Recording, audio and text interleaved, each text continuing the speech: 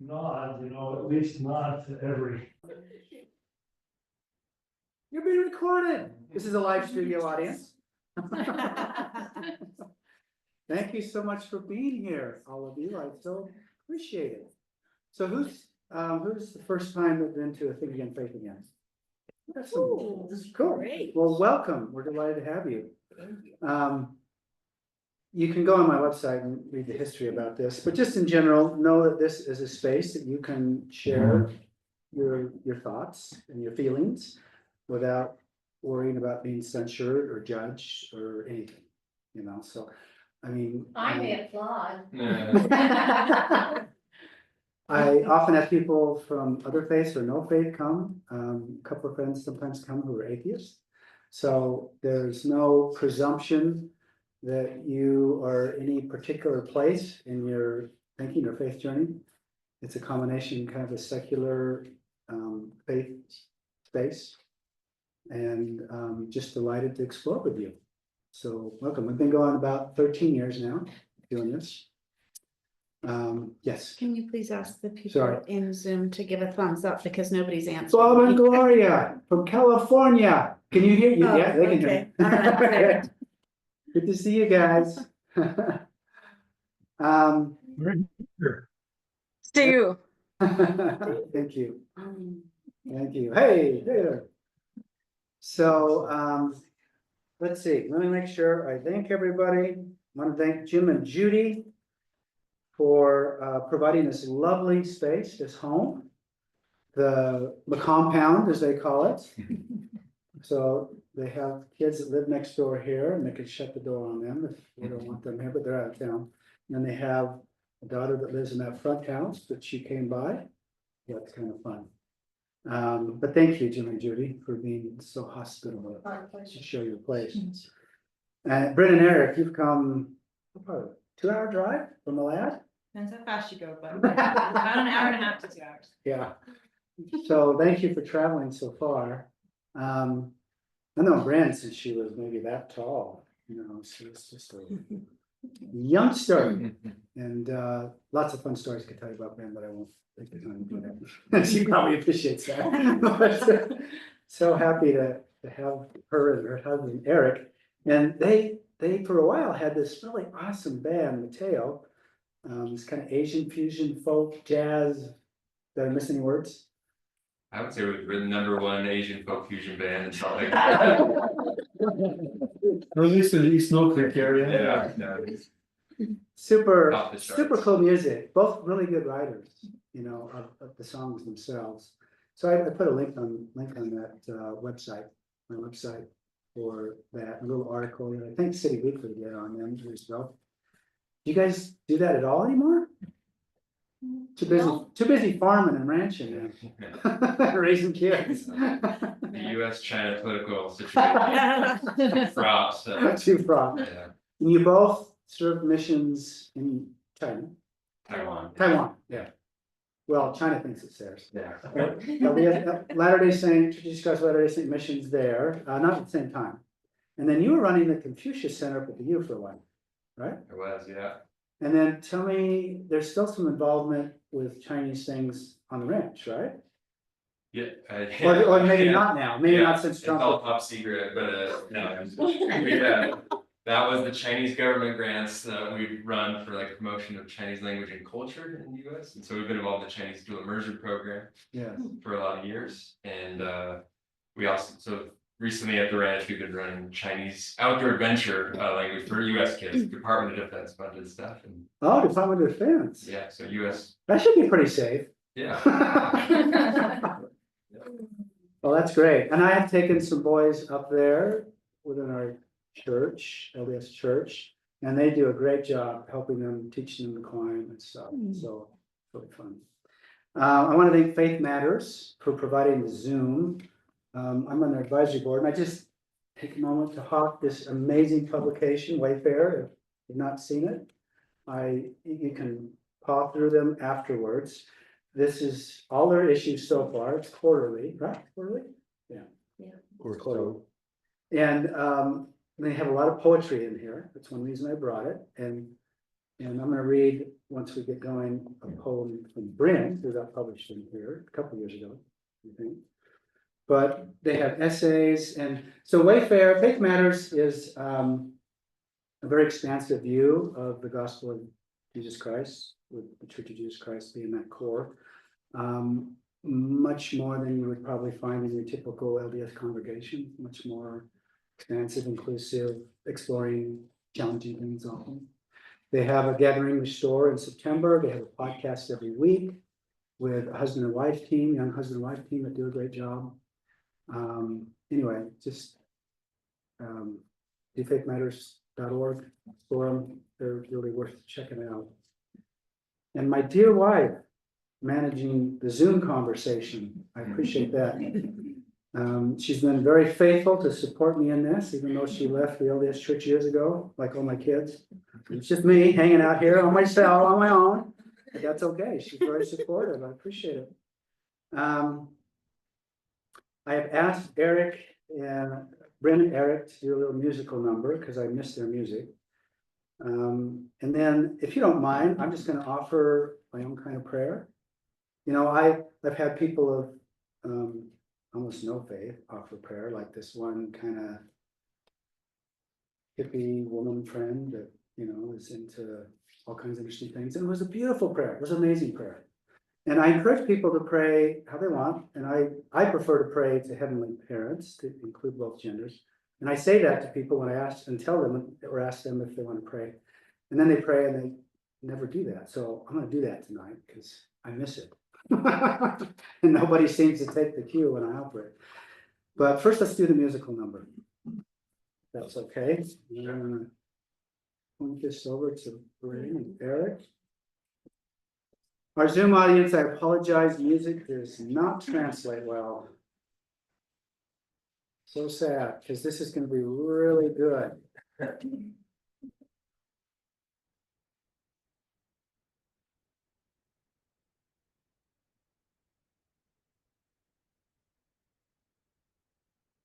Since we're coming from Idaho, we thought we'd play a nice folk tune. So this one's called A Short Trip Home. It'll be a long trip home after. It will be a long trip. Did you write this? This one we did not write notes. Oh. Never. Stay the night here. Yeah. Yes, or. This is Edgar Meyer, for people that know. He's an amazing bass player that wrote this.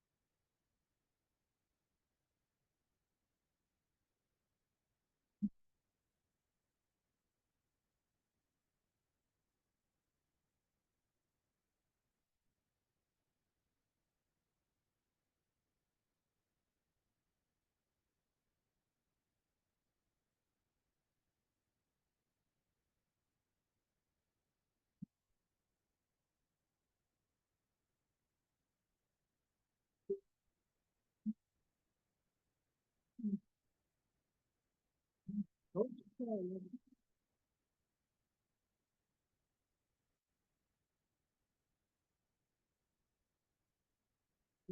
so beautiful. Thank you. You too. Love this.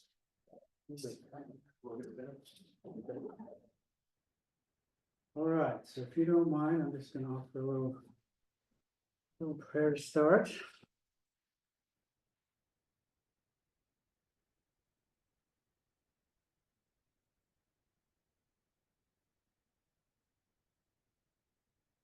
Dear Mother, dear Father in heaven, thank you for this sacred place, space to gather in, to be together, and to explore the art of poetry and our journeys in our lives that intertwine with spiritual things, however people interpret that. And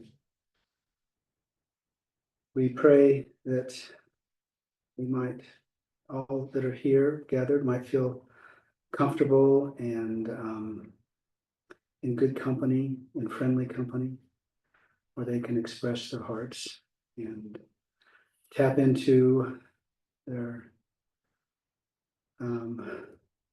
questions or feelings of faith or doubt or desires to draw near to you or whatever they view as divine and important in their lives. Help there be a spirit of love and charity and kindness here, and forbearance, compassion for each other. Thank you for all good things, this beautiful earth, the spring, the living things that supply our very existence and provide our bodies homes when we pass. Grateful and pray that we will treat it well and nurture and treat the earth with great reciprocity and affection and care. Say these things in the name of your beloved Son, Jesus Christ. Amen. Amen. All right, you're on. Okay. Great. Wait. Sorry, I did want to read one poem from Rin that was Okay. put it away from us. Sorry, Rin, just when you thought it was your chance. Sorry, so this is, again, in Wayfair, a beautiful poem. I think you posted online first, and then on Instagram? Yeah. Or is it just out here? So, your Instagram site is Right, sister, right. Right Sister Right. Yes. How do you spell, is it RIGHT? I felt like how you write. Oh, I get it, Get okay, it? thank you. Yeah. What I used to think would tone my arms. Next slide. A man crumpled on dirty concrete. Someone nearby is lifting a flashlight to the dark. Someone else using his arms to cut the bloodied limb. You can feel the chill. See piles of used and soiled blankets. No one is coming. Everything 50% off. Don't miss our biggest sale of the whole family gone. My best secret for being a coward, complicit and covered in safety. How dare you guys? This set is so comfy. Grab the link. Look at this mushroom I found. Can you believe? I'm here again. We are still here. Have not slept in our beds for over a month. Our homes are rubble. See us. There is no food. Where are you? Will never believe how I finally lost the last 1,500 pounds of concrete falling. The sound no longer takes longer to reach our ears. Is there any love here for my new book? Poem, body, thought, loaf, outfit? My family is missing. All of this is happening. 5-year-olds wrapped in white bags. Their mothers. 5 fun holiday recipes you have to try carrying your dying child out into a morning with nowhere safe to go. Breathing in a world that would do this. Scrolling Instagram. Okay, Lee. Yeah. Top that. All right, I'll try. All right. Well, hi Zoom. All right, well, I just want to say first, thank you for being here. I am an introvert 100%, and so I recognize that for some of you just showing up tonight was maybe a stretch and a little bit of a challenge, and I'm proud of you for being here, and I'm proud of me for being here because being in front isn't necessarily like the most comfortable place to be. But here I am, and I'm comfortable with all of you because you're here, and we're going to talk about writing and poetry, which I do genuinely love so much.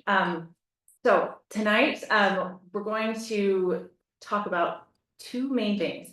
One is writing, just as a record and as like a practice, and then the other is poetry.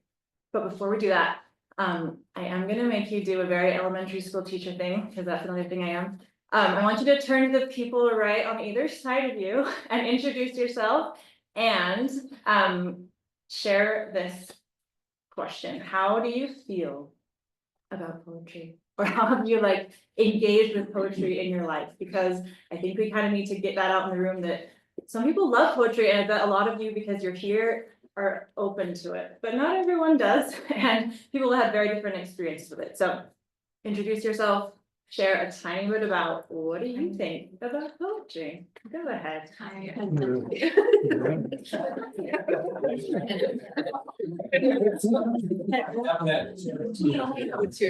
So I'll share with you.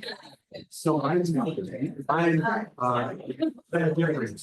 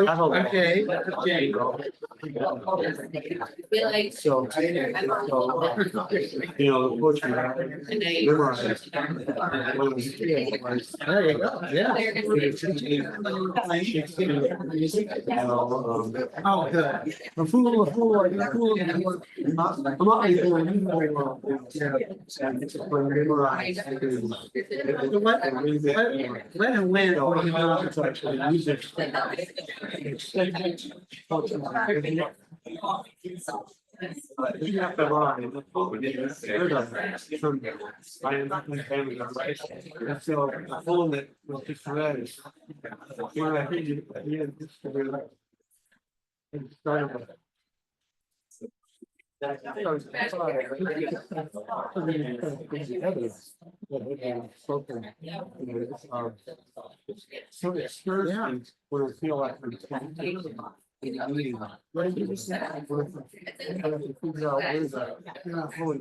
she's doing, I think it's really cool, it's online. Workshop. Yeah. Really enjoying listening, right? It shows you, you might really enjoy it. It's long. Predominantly by far, I've always been afraid to write because I have it brings up. I was trying to write because like once a month, you'll write as an old school, poetry, not really our own, so I write little established novels. Yeah, particular styles. Nobody has to do 48 years, but if you want to try to kind of mimic that styles. But it's about how large children really What happened? Well thought out. What I did. About how to go about it. And then so. I was just invited to a meeting.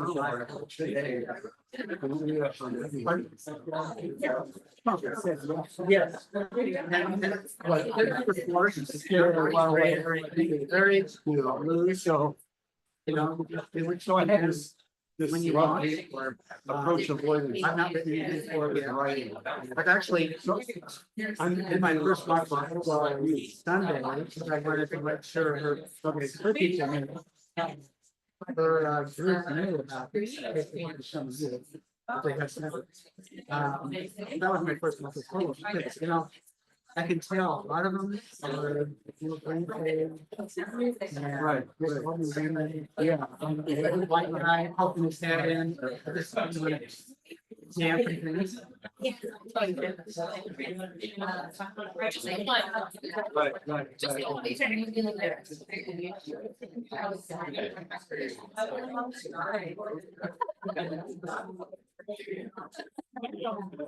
So you expand your style.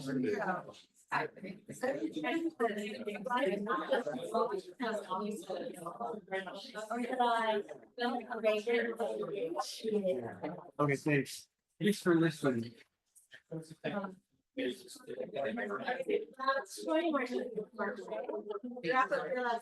Good luck in this way.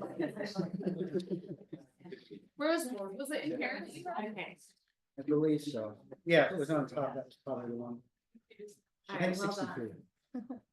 Okay, we're gonna start back up here. Again, I don't need all your attention, but I'm gonna ask for it, sorry. Okay, so a lot of us have some connection to Mormonism, I know. Not every single one of us, but many of us have some history of studying words, whether that's poetry or scriptures, or we kind of have this like sense that words have power, that there's things to be, studied, memorized, learned from, that they can take us all kinds of places. And I think that can both be really helpful when we approach poetry and also kind of difficult, because sometimes when we're writing, whether that's poems or just journaling, we feel the pressure of like, this is for my posterity and I will hand it down for 5 generations and write it in a leather journal. And like, I know so many parents that have beautiful journals that are empty because you just don't know what counts as like worth writing down, or you feel nervous that like you'll start to write down how you actually think about things and then your grandkids will be shocked, right? And so we feel sometimes when we go to write things like a filter land on us, that we can only let these parts of us out because we have to uphold this story or this, version of ourselves. And so sometimes, especially when creating art, that can become a problem. And so we're going to talk for a minute about a different kind of writing. Record keeping is wonderful, and it is really cool to like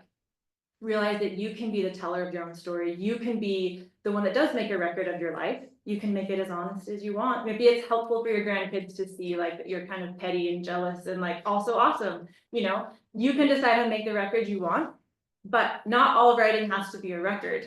And in fact, writing as a practice, whether you want to think of it as spiritual practice or just a practice that you do, is most effective if you do it from a different space. So this kind of writing, which you've probably heard of, like The Artist's Way talks about it a lot, Julia Cameron, or Natalie Goldberg writes about it a lot, where you just take a dumb notebook that you don't care about at all. It could even just be scrap paper, and you sit down and you just set a timer for like 5 minutes, maybe, depending how much time you have, and you just write whatever comes out. You don't stop, you just let things come, and no one's going to see this. Because when you're writing your journal and you kind of have an audience in there with you, whether imagined or just there.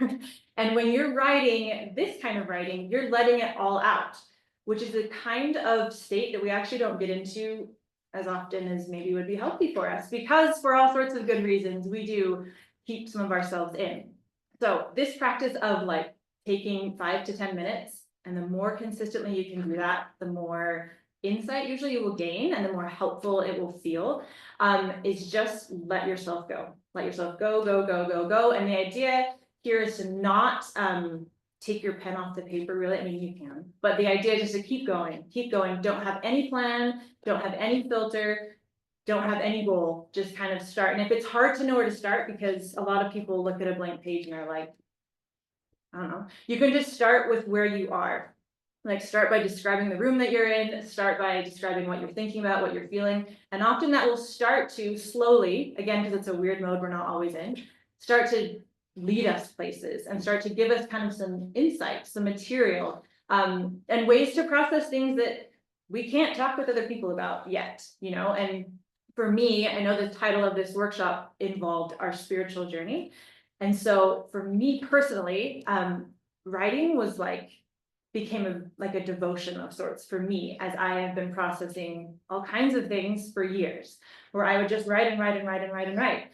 And if you want at the end of that to just throw it away, burn it, like whatever you want to do with it is fine. You don't have to keep it, or you can. I've kept a lot of mine, I've thrown away some of mine. And sometimes you go back and you look through and you see patterns and you see like little strange things you don't even remember writing. And you're like, oh, interesting. And sometimes it's just complaining like for 5 pages, you know. Either way, it's okay because it got out of you and your brain knows that, oh, you're dealing with this in some way, you know, it's out of you, it's not hidden or repressed in there.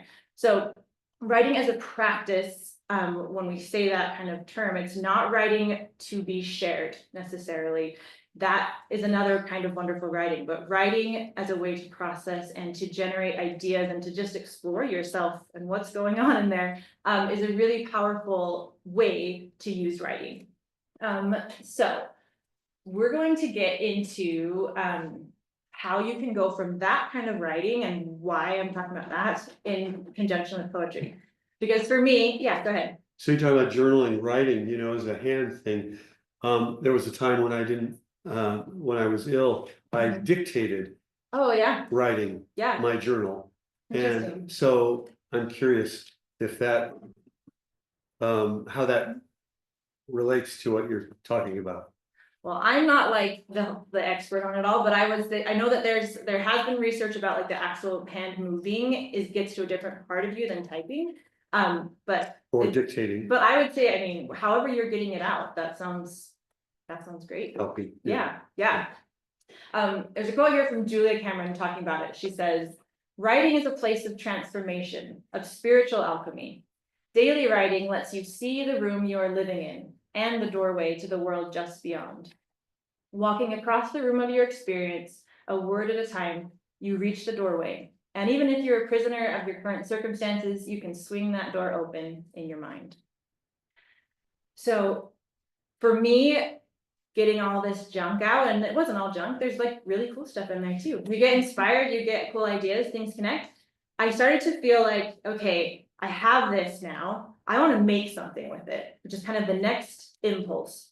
Once you get it out, what do I do with it? You don't have to do anything with it if you don't want to. But if you do, the thing that I wanted to try, and I did start trying, was like moving words together. I'd see like a little phrase that was like, huh, interesting. Or like, I feel so mad and I'm going to say this thing. And like, I would just start putting things together and started to think like, wait, these are kind of like little poems. Maybe they're poems. Are they poems? And I like didn't really know, you know, and it's hard to define at this point what poetry even is, because it's been through so much, right? There's so much history and different cultures and forms and responses to those forms and debate over what a poem is.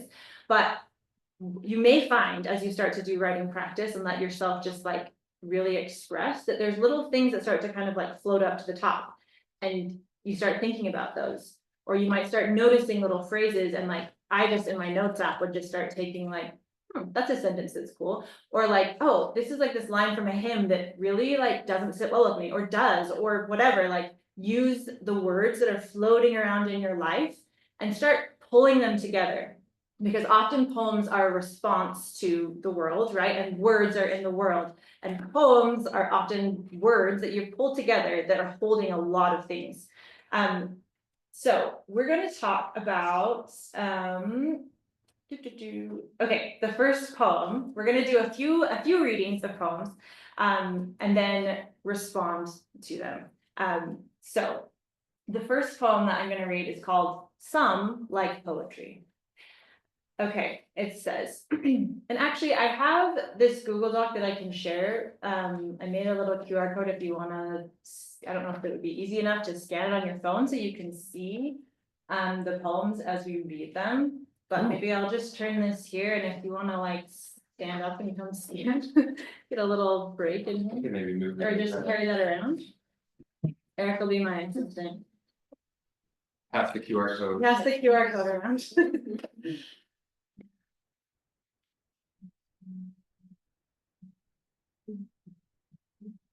So for the Zoom people, I can put that on the resources on this evening's website. So, Okay, that would be great, thank you. or you could even hold the QR code up, or he could against the screen Yeah. for people on Zoom. And when you open it up, you'll see at the top like a quote. We're gonna go to the first poem right below that called Some Like Poetry. I showed you the QR code. Good job. Which implies some Some don't. don't. Yes, absolutely.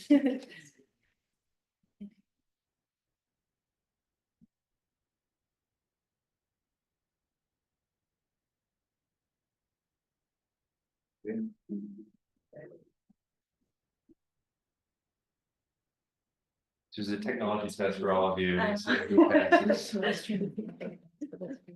Okay. And as you're getting that finished, you gonna get it? Okay. You don't wanna- Figure it out. Okay, so Some Like Poetry, and this is by Wisława Szymborska, who was a Nobel Prize winning poet. Okay, it says some, thus not all, not even the majority of all, but the minority. Not counting schools where one has to, and the poets themselves, there might be 2 people per 1,000. Like, but one also likes chicken soup with noodles. One likes compliments and the color blue. One likes an old scarf. One likes having the upper hand. One likes stroking a dog. Poetry. But what is poetry? Many shaky answers have been given to this question, but I don't know and hold on to it like a sustaining railing. Okay, so I want to hear, why do you think people don't like poetry? Why do some like it? Why do people not like it? I heard a few from you, Dora. You can share some of why you don't like it. Well, you know, sometimes I shared with Bryn Mhm. in the dyad that it's hard for me sometimes to capture, I get lost. Hard for me to capture or understand what the poet is trying to say. And so I think it requires a lot of work sometimes for me to understand poems. Mhm. And the part of me that likes control, when it doesn't have a meter to it, you know, I know that some people like rhymes, you know, and this doesn't have rhymes. So Yeah. doesn't have a meter, doesn't have rhymes, so it's a poem. Anyway, those are some thoughts. Yeah. Why else? Why don't you like it? Or why might people hypothetically Some not like it? Out there. Not me, but hypothetically. Bryn, I came just for you. I'll tell you that. That's where like, I'm street smart, not like book smart. I just feel like poetry for the most part goes over my head. And I'm like, yeah, like I don't know. Yeah.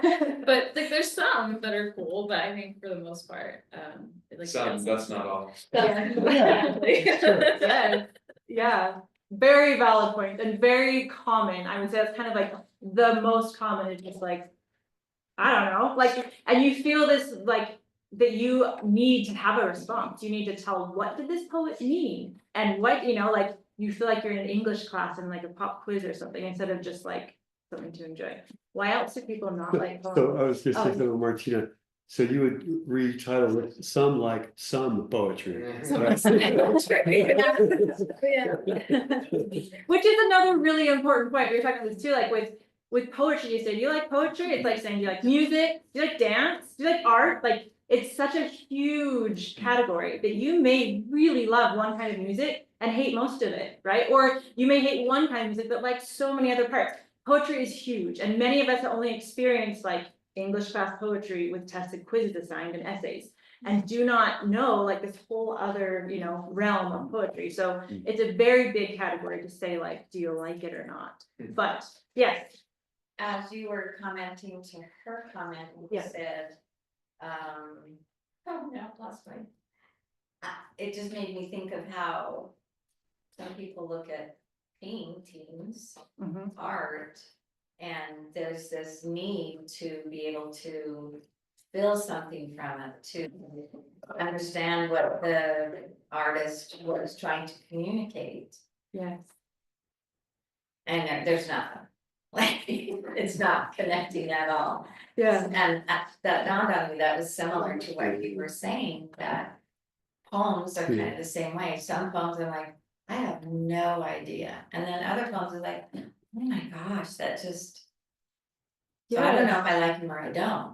yeah. Well, it depends what you're going there looking for, right? Are you going there looking for like the ability to interpret it, or it's the ability to feel smart and educated, or the ability to just like understand what the heck they're saying? Or are you going there to feel moved, you know, and do you have an expectation when you go in? This is really, yeah, that's a really interesting point. Yeah. It seems to me it's a little bit like math, because they're a set of language tools. Mhm. And sometimes you need to understand a bunch of patterns before it makes sense to you. Yeah. And other times it pops in and works. And I think the poem that Jay read that you wrote was very interesting, because you have to listen with an open mind and stop trying to figure it out. Mhm. And at some point, it all makes sense. Mhm. And that's not an easy skill. We Yeah. kind of want to know what's going on right away. Yes. And yet others are very accessible. So it is a very quilt-like experience. Some Yeah. patterns you get, some you don't. Yeah, and like for that one, for example, like print, like I feel like that one, it helps so much to see it. Like hearing it read, you don't see like these little slashes between it and you're I like, tried don't to see the slash. title. No, it's fine. I'm just saying like, yes, definitely, there's Yeah. so many layers to it. And sometimes poetry is so much about what it looks like on the page, you know, it's all part of True. it. No, But it definitely worked being read. It was a beautiful poem. you did a wonderful job, Jay. Maureen, Can we be okay with just hearing it? I prefer spoken poetry myself. Mhm. Can we be okay with just hearing it and get a sense of what is happening, Mhm. rather than getting so involved in, but what are they trying to say? But just get a sense of it. It's like looking at a piece of art. We cannot know what the artist was, where it came from. We can't know the whole story, but it touches or it moves something within us. So Yeah. can we be okay with just, that's enough? Yeah, Maureen's an artist and a poet, so she Mhm. can from both ends. wonderful. Yeah, and sometimes you do just Yeah. feel it in your body and you have no idea why. You're like, wow, I didn't expect Yeah. that. Or you don't feel anything. Sometimes you read a poem and nothing happens. Yeah. That's okay. That's okay. Yeah, you're not dumb. It's just that poem wasn't for you, maybe, you know, or you didn't like get the pieces that went into that poem. Okay, Hey, Brent, just Yeah. one thought, I think everybody likes poetry on some level, because poetry is usually, often put to music. yeah, And very few people don't like some poetry that's attached to Yeah. music. yeah, And I don't think they realize that sometimes. yeah, lullabies, work songs, all those Oh, things yeah. could, Bob yeah. Dylan, right? He got the Poetry. big award, you know? Yeah, opening up what you say like poetry is. Yeah. I'm gonna read the next few poems I picked poems that have simple, we would say simple, meaning just like clear language that's not hopefully doesn't put you into that state where you're like, what are they trying to say? But I don't want you to ask yourself, what are they trying to say after we read these poems? While I read them, hey, that's not your job. Your job here is to just notice, did you feel something? Like, where in the poem did you feel it? Or where in your body did you feel it? And no pressure to have felt something, okay? It's fine, but just notice if you did. Notice like where that happened for you and how or why you think that might have happened, okay? So this first one, Mary Oliver is usually a poet that most people feel things when they read, right? She's just a very wondrous, rapturous poet. So this one is called Mysteries, Yes. Truly, we live with mysteries too marvelous to be understood. How grass can be nourishing in the mouths of lambs. how rivers and stones are forever in allegiance with gravity, while we ourselves dream of rising. How two hands touch and the bonds will never be broken. How people come from delight or the scars of damage to the comfort of a poem. Let me keep my distance always from those who think they have the answers. Let me keep company always with those who say, look, and laugh in astonishment and bow their heads. All right, this next one is called Against Empire. Small olives taste best. Small stars shine farthest. Small birds call most sweetly. Small lives, we are small, small lives. For the baby I didn't have, but wanted to, the one I would have named after my mother in the middle. I think of her in the thinnest sunshine, just as winter leaves, only sometimes I think certain losses we have never really end. And for those, there is no name. And this last one is called Mercy. Once, we were grilling zucchini from the garden. It was summertime and I was about to leave you. A praying mantis landed on the grill. He was bright and beautiful, even as he fizzled, and I burned all my fingertips trying to save him. You can't tell when an insect is in pain, but he must have been, and you put him in the grass so softly, where I found and stomped him. And I think it surprised us what we each defined as mercy. Oh, boy, got a picture. Okay, so let's go back through those poems, and I would just love to hear where did you feel things, or did you feel? With mysteries, yes, I was touched especially by the last and bowed their heads.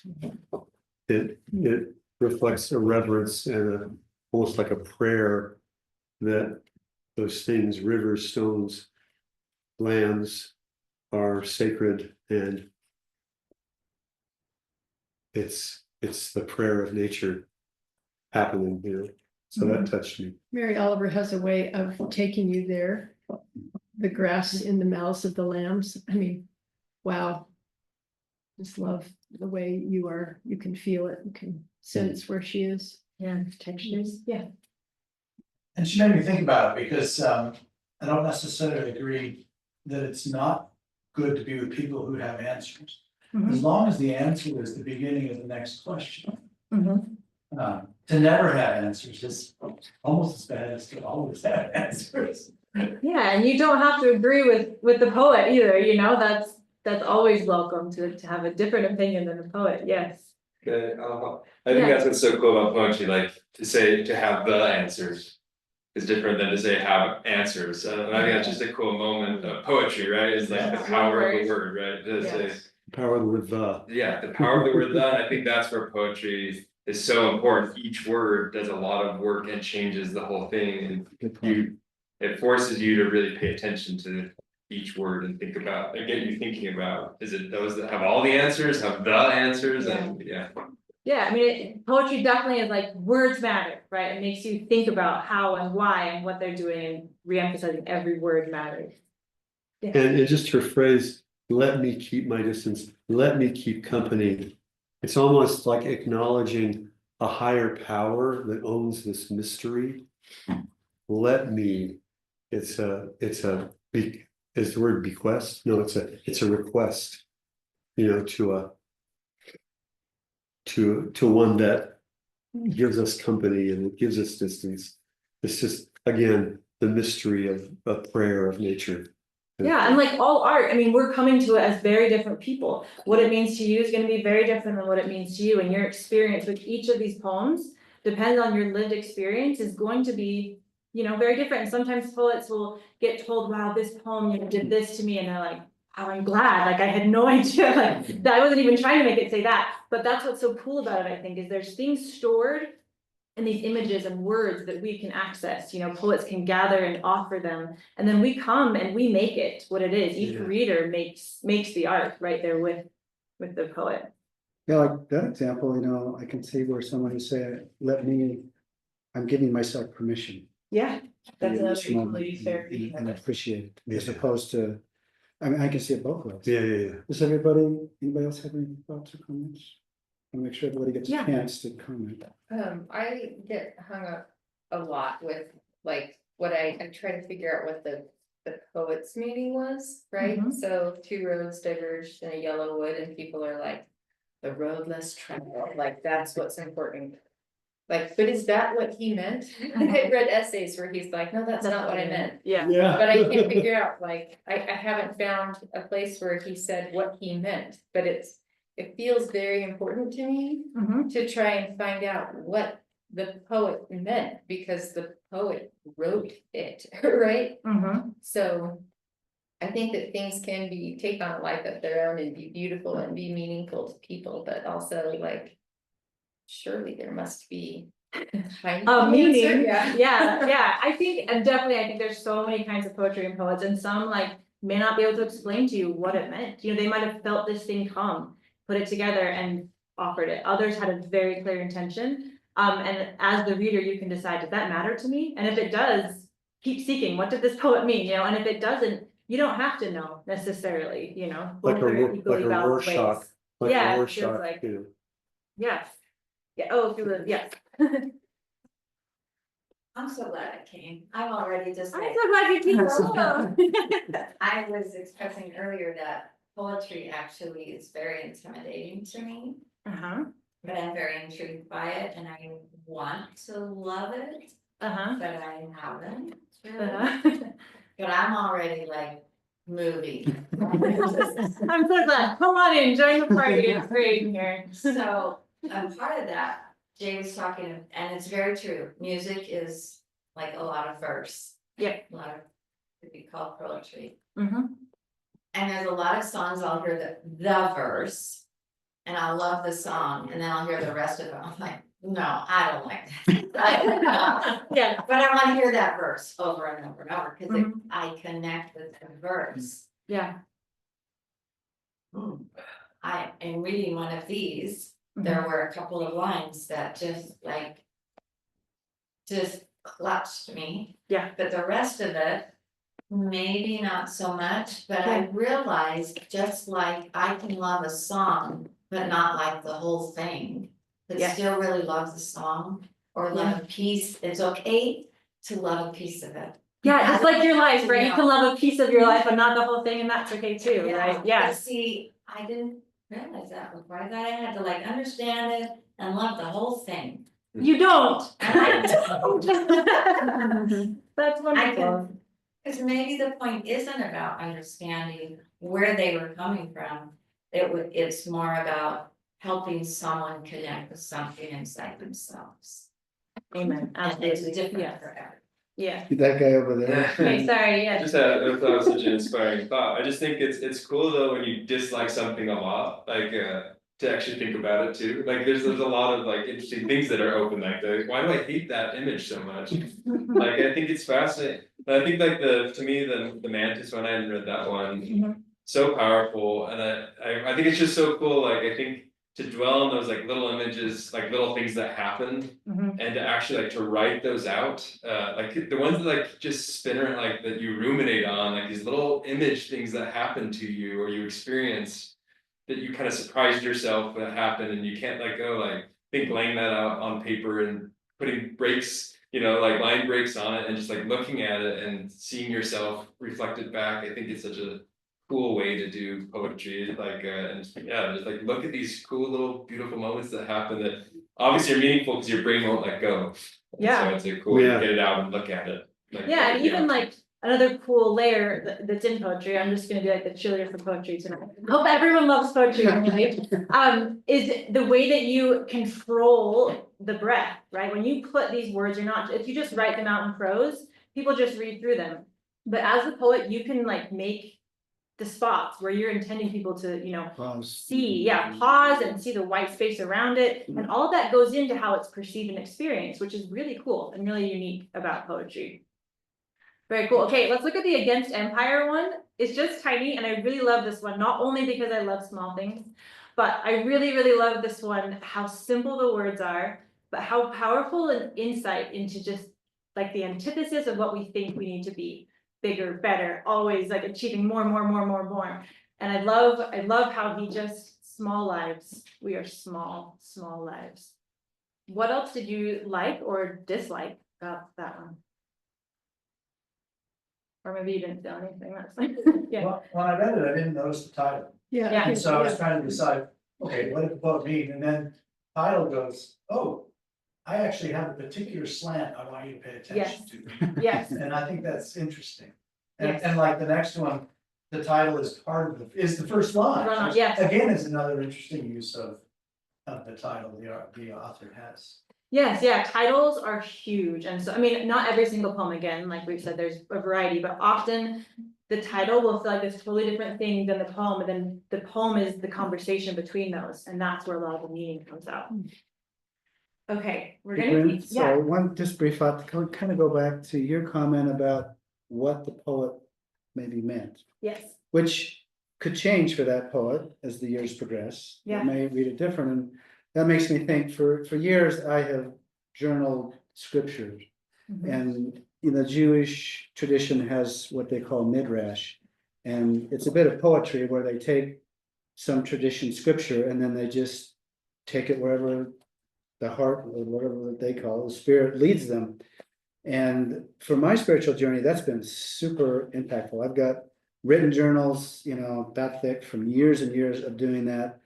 And for me, I'm not looking for any specific original meaning. I'm looking for the meaning of the moment, that maybe God is trying to speak to me right then. Mhm. And by writing, by the ideas, and it's usually questions, or it's confronting it and going, no, that doesn't make sense. I don't agree with this, and then trying to write and figure it out. And often some poetry kind of comes out of that. But it's the exploration of the moment in a particular piece that I'm reading of wisdom text that becomes a vehicle for me to explore myself and where I am in my journey right now. And, I've gone back and I don't agree with everything that I concluded or explored in earlier times, and I'm sure I'll keep doing that, but it is a fun exercise. It's a little bit like what you were suggesting Mhm. at first. It's just another vehicle to kind of explore where you are with yourself and with God.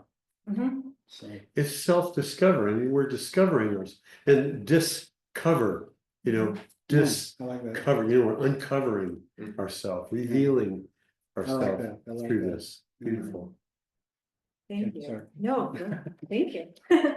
I just wanted to add. Yes, please do. One thing to Against Empire, I noticed a little bird call in there at the end. Mhm. It seemed like the small lives, we are small lives. It reminded me of a bird call, but Yes. the previous line said so. Yes, beautifully. Yes, thank you for sharing that. That's such a good insight, because so much of poetry too is the sounds. We're looking for meanings, looking for associations, images, but yeah, those things, that how it just feels and sounds and what it reminds us of. And that's as much part of And it. I don't even care if he meant that. Yeah, that's what you thought. I know, totally. Because you got something. really Yeah. cool. Yeah. Yeah. Yes. That's a great thought. Well done. That's neat. Okay, I'm gonna read a little quote from a poet called Lee Young Lee. He says, if you think about it, poetic speech is so dense because it accounts for the manifold quality of our being. There are many selves in me. As I am speaking to you now, I am speaking out of one self, the self that is in this conversation. But there is a self that was dreaming last night. Poetry means one thing, but it means 100 other things too, because we are, as humans, manifold in being. Poetry accounts for the manyness of who we are. And I think That's a great line. yeah, Manyness the of- manyness of who we are, I think, is what draws us to poetry and why we love it so much, because there's so much in there. Yeah, there's so much about who we are as people, and it's very connected, can be a connecting thing. Okay, we're just gonna read a few more and then have a quick discussion. Okay, so these next ones are also simple. Again, and when I say simple, it is not simple in terms of thought, but just language that is easily understood. So I want you to notice or think about on these ones. Yeah, where is it that it starts to feel like a poem to you, or where do you feel like, oh, that was a good insight? or that was the moment, because yeah, you might not like all of it, but hopefully you like a moment. Okay, the next one's called sentimental moment, or why did the baguette cross the road? Don't fill up on bread, I say absentmindedly. The servings here are huge. My son, whose hair may be receding a bit, says, "Did you really just say that to me?" What he doesn't know is that when we're walking together, when we get to the curb, I sometimes start to reach for his hand. So I think there's like a certain age. Us the not kids just with love- hair receding. That one means somewhere. All right, where did you feel it in that one? That last. Yeah, line what he is doesn't probably- know. Yeah, Yeah, that's. what he doesn't know. Yeah, the impulse. That's fun. Okay. And the title gives you a different slant to why did the baguette cross the road? You know, the baguette, that baguette is the substance of how she wants to nurture him. So sorry. Thank you, Eric. You're here. Yeah, Well timed. yeah. You can start to get a sense of what a different, were you going to say something, really? I was just gonna add. Okay. You added This is good. a good note to I'll add. blame it. Good note to I add. see I just really love in these things to take things you never consider like that. Don't fill up on bread is such a great start to a poem. Like it feels so like common speech and just like, you know, something so absent-minded. I love in all art the way you shine the microscope onto like these really common colloquial, like just like disregard moments, and then you look at it really closely and you're like, get filled with so many thoughts. And like I think that's just such a cool part of art generally, just like looking really closely at something that looks commonplace and it becomes really beautiful and profound and interesting and thought-provoking. Yeah. Yeah, There's- Alyssa the hand, yeah, that's good. I love that too, and that's something that I'm really noticing lately in poetry is just that thread of like shared humanity, shared reality that can be found in these very ordinary moments, in these bird calls, you know, things that you hear everywhere you go, anywhere you hear, anyone can hear a bird call, but what does it mean to you in that moment? Or like anybody can sit down to dinner with their loved ones and, you know, work it out for things, but also there's that tenderness of, you know, a parent will always want to protect and care for their child. And just that connecting and feeling like, you know, we all, gosh, sorry. You know, we all experience different lives and yet there's so much that is common that we share and it helps us feel seen. Yeah, absolutely. I love what she's saying because you're talking about being aware. I mean, we can hear bird calls, but not hear them, right? I mean, they're often all around us and we just, it's like Jane one time talked about coming out of Smith's way up on 33rd. And there's this glorious sunset and nobody noticed it. I mean, they're just walking out of the store, going to their cars, and there's like in the distance, you know, what Antelope Island is just amazing. And hardly anybody saw it. Eyes to see, ears to hear. Yeah. Yeah. So kind of tuning in, right? Yeah, and a lot of people say that, and that's poetry, that's part of the thing of it is changing the eyes that do see. Yeah, you're seeking to see in a different way, to live in a different way, to connect in a different way. That's kind of the point. It's like restoring the value of all the things around us, remembering how Yes. holy it all is, you know. You had a comment? Well, two things that I've been thinking about. One is we tend to destroy the joy of poetry as we get older because we try to make it too serious, but what kid doesn't love, there was a poem that my kids love, I rake the leaves into a hump and then I jump. Yeah. That's poetry Yes. and it's wonderful. Mhm. And then the other thing, when somebody mentioned that you start out with this general statement that seemingly is unattached to a great truth. And then there's the poem, Ogden, do you know Ogden Nash? Okay, so he wrote this poem about his true love. I don't have it memorized. Okay, my dream, Mhm. my real dream, I dreamt it.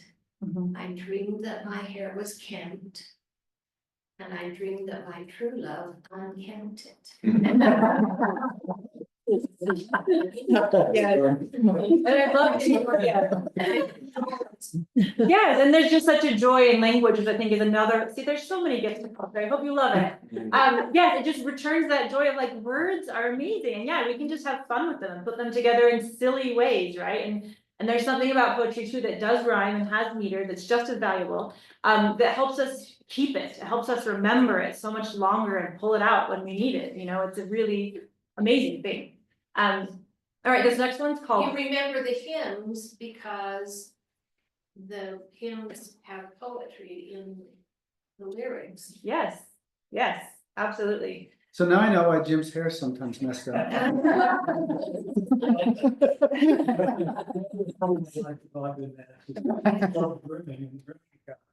Whenever you're wrong, admit it. Whenever you're right, shut up.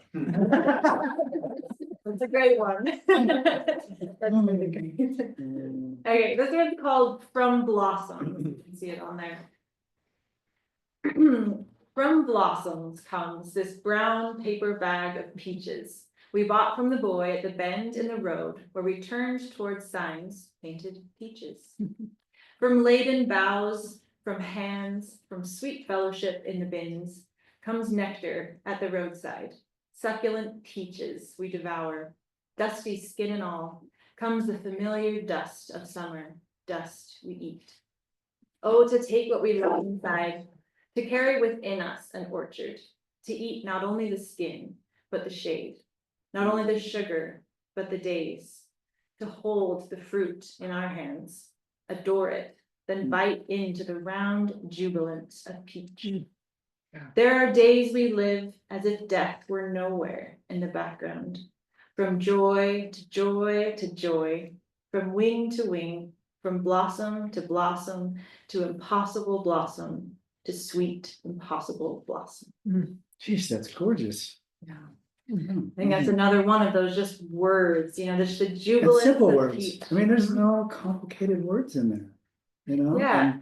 And as you start to try and write poetry, you'll realize that's hard. It's actually hard to make it so simple and beautiful. And it's something you can all do if you have any desire to, you can definitely do it. But it's such an art form to take these really beautiful things and place them on the page in a way that feels just as beautiful as the experience. And I think this is one poem that I love for that.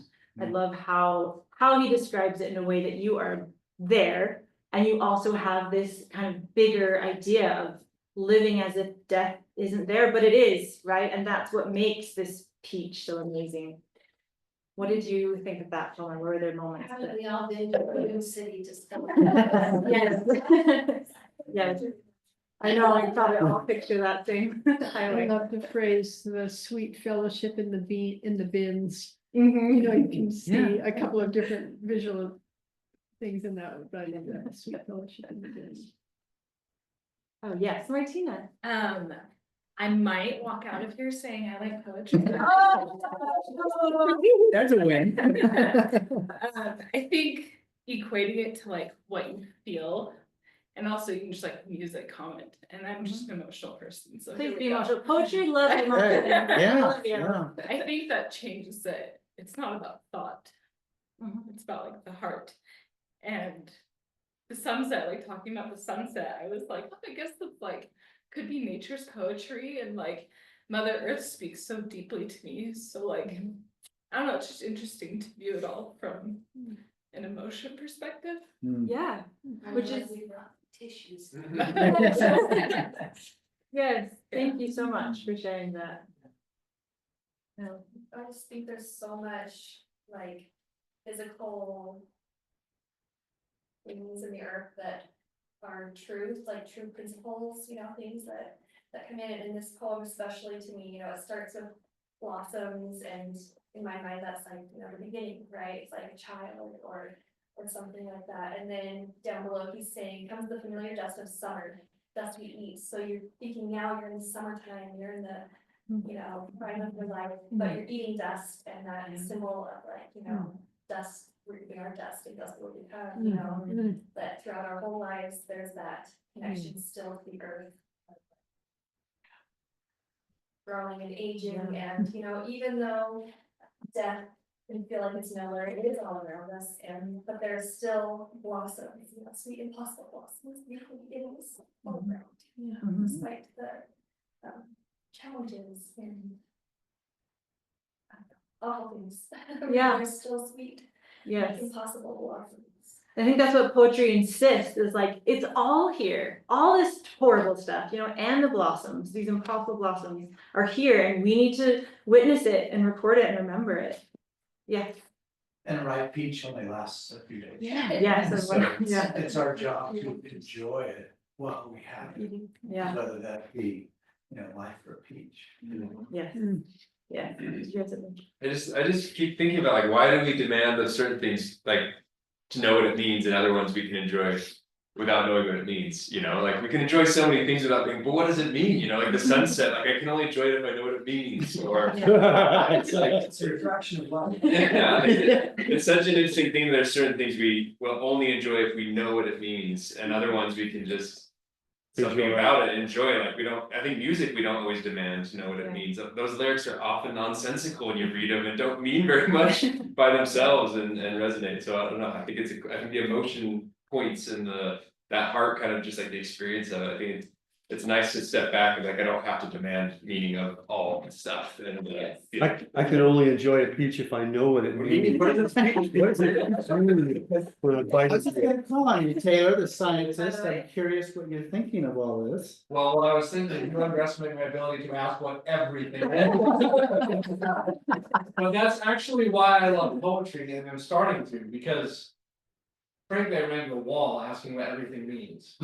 And poetry is this beautiful place for me where there's still words and there's still meaning. So like that scientist brain of mine, like it has some work to do, but it just instantly knows that it's lost too. And it's able to engage this other part of me that's been dormant for so much of my life. And poetry is like this bridge. Because I actually have a hard time looking at sunset and not asking what it means. And poetry like helps me, is helping me, I should say, because I'm a recovering comedian. It's helping me to not do that so much, even about something that, you know, for somebody in my brother and sister, the peach is just, I actually ask what the peach means.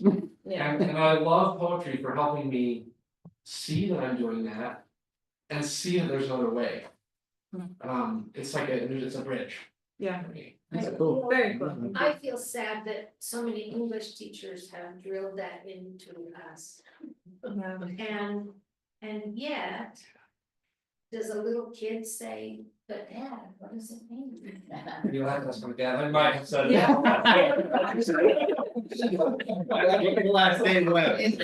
It seems fine to ask what it means, it's just not to have that as a requirement for enjoyment. Yeah. Right, like I think it's fine to keep asking what it means. I think you make a great point. Yeah, you don't have to require that. Yeah, you can be joyful without knowing. And that's like, for me, that's a skill.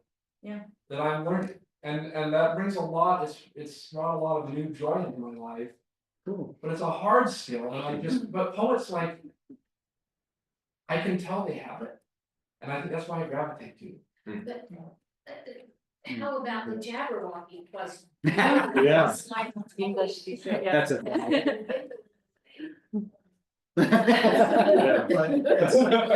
Well, I was sitting and I realized, oh, I've memorized a whole bunch of poems, they're just mostly by Shel Silverstein. Or Dr. Seuss. Yeah, and they've been very meaningful to our family along. the way. So, It's funny that I can remember. so let's, that, the first line of the mysteries, yes, truly we live with mysteries too marvelous to be understood. I mean, that's kind of what she's saying too. Yeah. I mean, all these things are mysteries.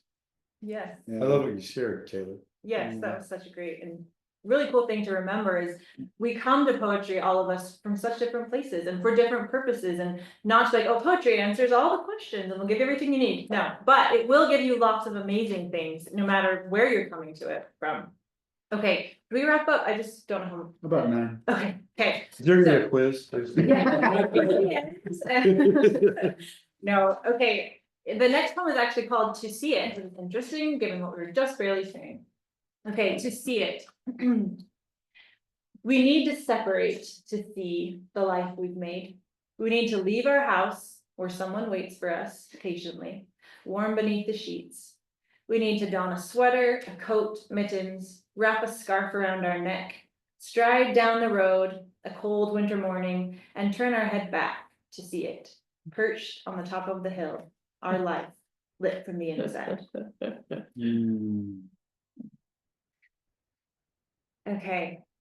Now, I wanted to have a little bit of time to talk about, for those of you that do read poetry and do engage with poetry often, how do you do it? And those that don't, but would like to, how do you get poetry into your life? What do you do to bring it in? What are your, like, where do you find it? Where do you read it? Where do you share it? Where do you talk about it? Who reads poetry right now? Who are our poetry readers currently? Okay, how do you do it? Where do you like to find your poems? The or- Guardian newspaper sends Guardian? me the daily poem and analysis, Uh-huh. or is it weekly? I lost it. But it used to send it to me. Great. To get it back. Uh-huh. Cool. So yeah, you can, there's online, there's endless places, like there's social media, if that's your thing more, or Substack, or what are the other places? There's podcasts that are, will There's do. one called, what's it called that Bryn does? Oh, right, or the in our own right. Yeah, in her own right, that's a great place to get poetry, I was gonna Oh, hawk that at the end, but Bryn, no, in her own right, Bryn started. Substack, Yeah, yes. so talk about that just a little bit at some point, Okay. because you can jump into that anytime, right? You don't- Yes, Yeah, yeah, it's just a free. so she's providing a really great source for reading poetry. Of your and own, doing poet- your own creations or everyone? No, the idea like behind this. this one is actually, so when I started writing poems, I started writing them and not sharing them with anyone. And then I was like, I think I kind of want to share these, but I don't want anyone to know that it was me that wrote them. So then I shared them anonymously on Instagram. And then people like started sending messages of like, oh, I love this poem, like, here's one that I wrote, or here's like what this made me think of.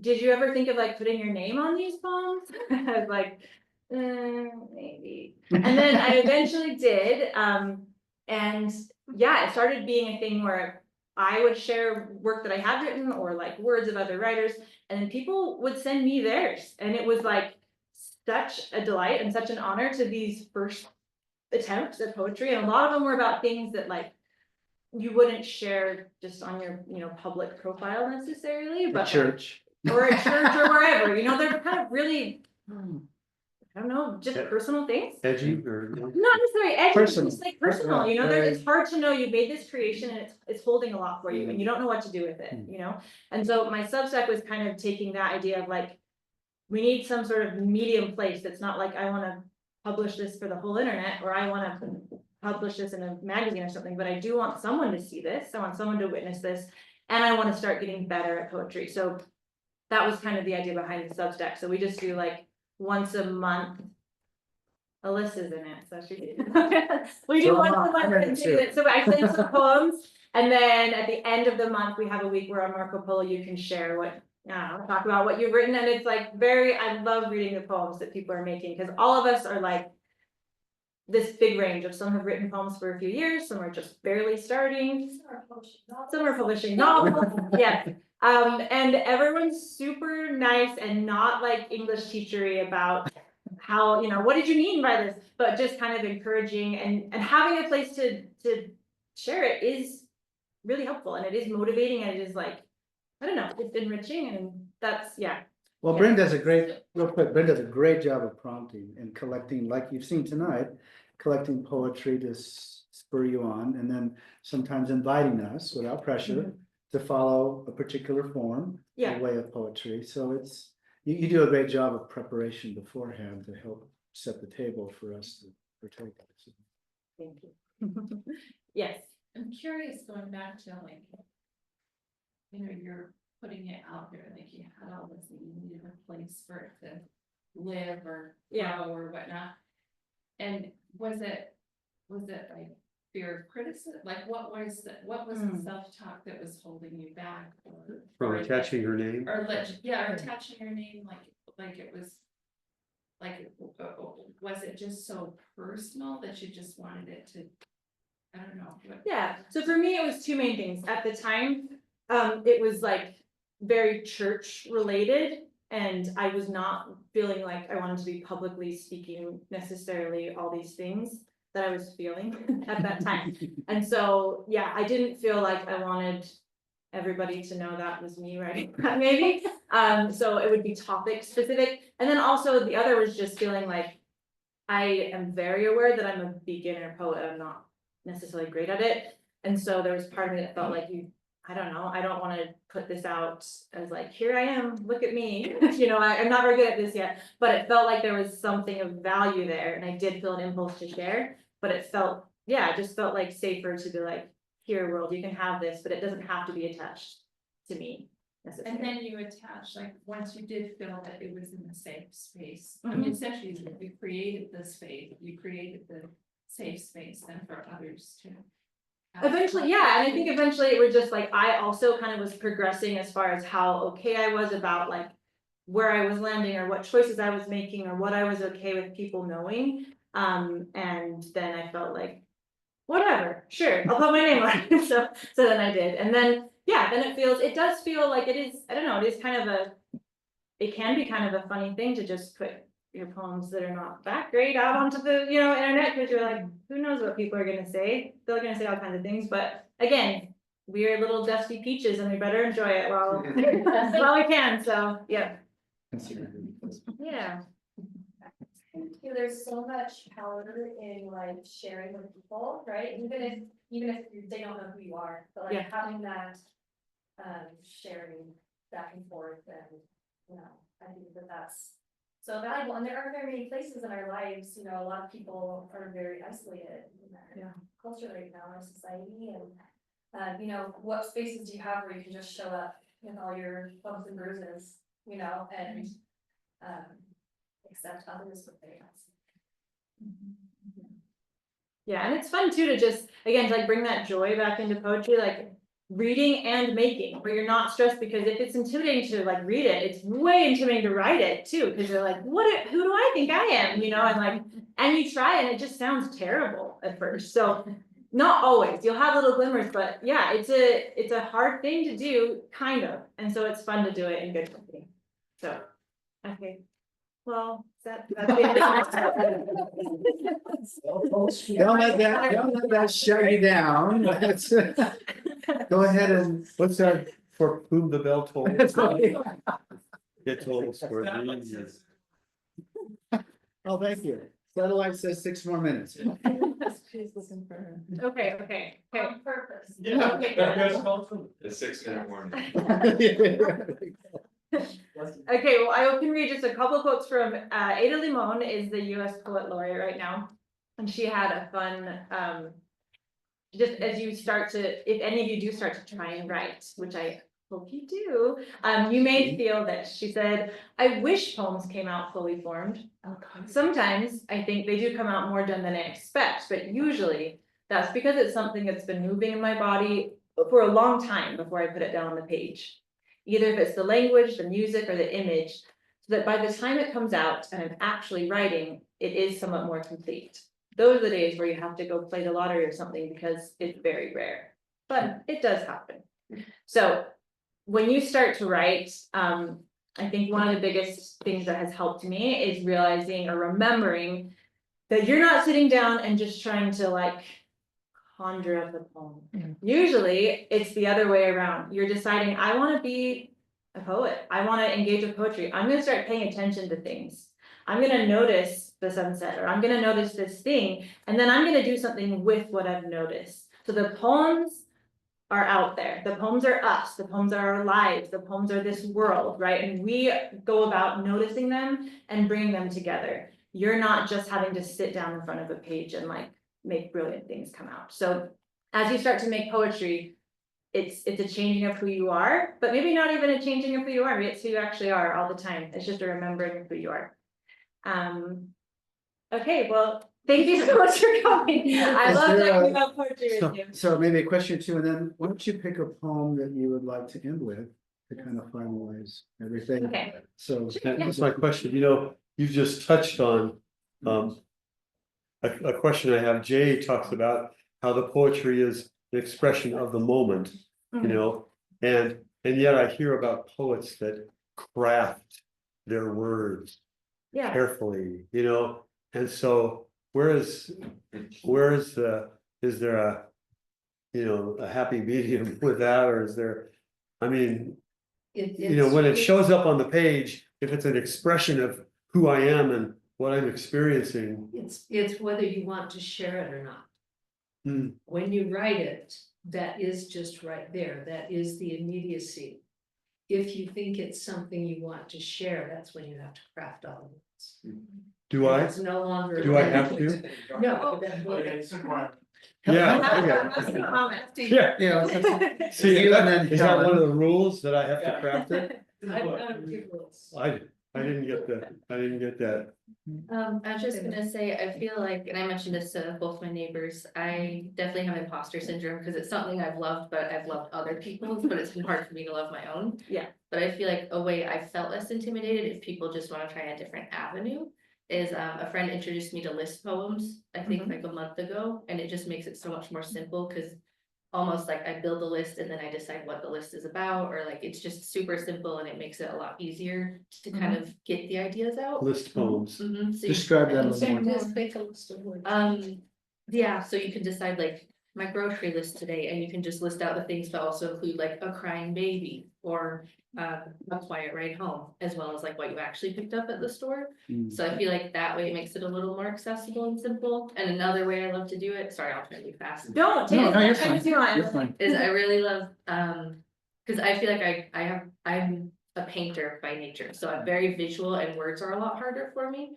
But I feel like a way that's really helped me feel more confident in arranging my words is just cutting out words from like magazines or newspapers, then I can arrange them how I want, and that makes the poem, and then that way I don't have to always come up with the words, like they're already there.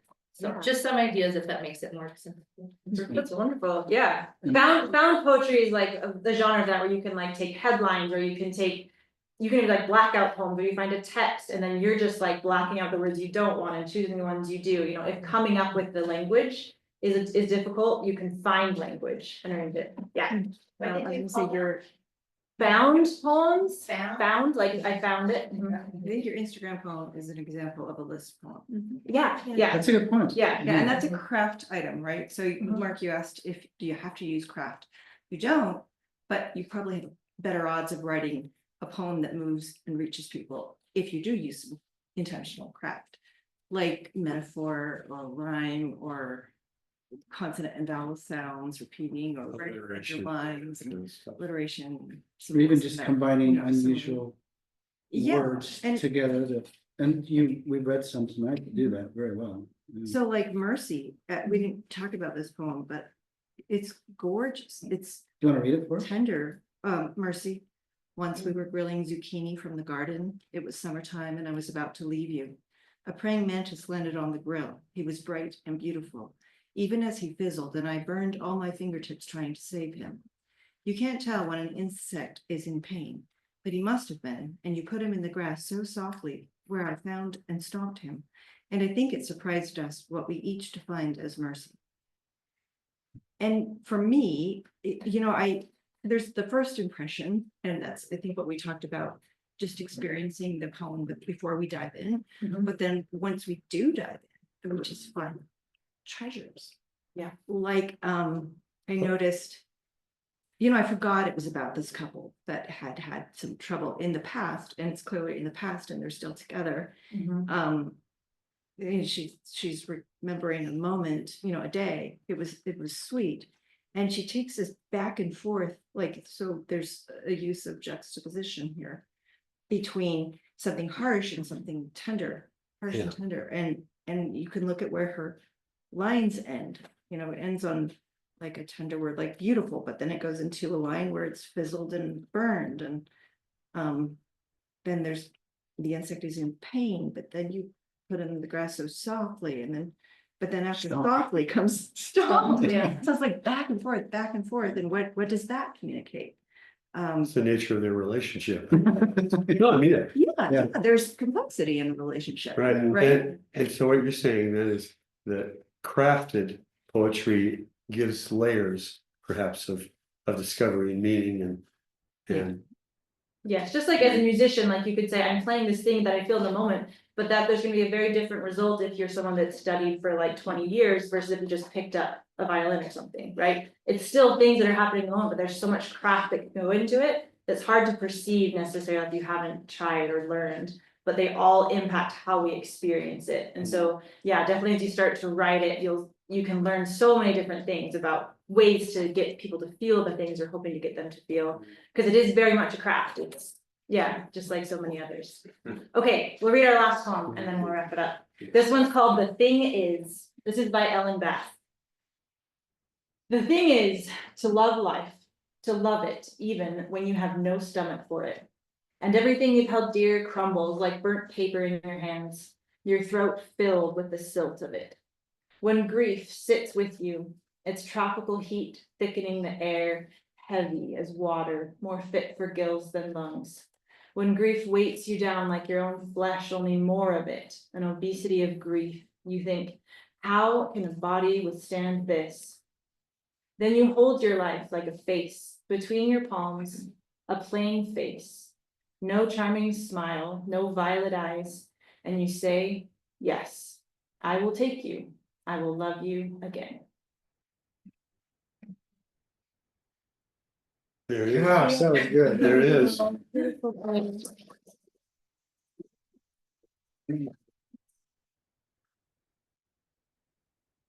You want to stand, we can do a standing ovation, make it good. Yeah, was that your again? Oh, no, that was Ellen Bass. That was not my poem. Thank you so much, Fran. That And was how do we find gorgeous. your Substack? That's incredible. It's called In Our Own Right on Substack. I could share, yeah. WRITE. Yeah. Yeah, it's a great, thank you to all of you for creating just a beautiful evening, because all of you being here makes it happen and contributing. And thank you for your facilitation of just, so much good poetry. Thank you very much. All right. Thank you. You're free to mingle and talk a little bit if you'd like, and we'll call it a night. No.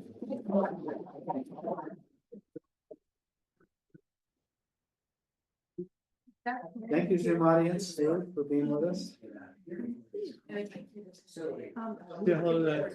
Bob and Gloria for us. Let's say hi. Bob and Gloria still on. It's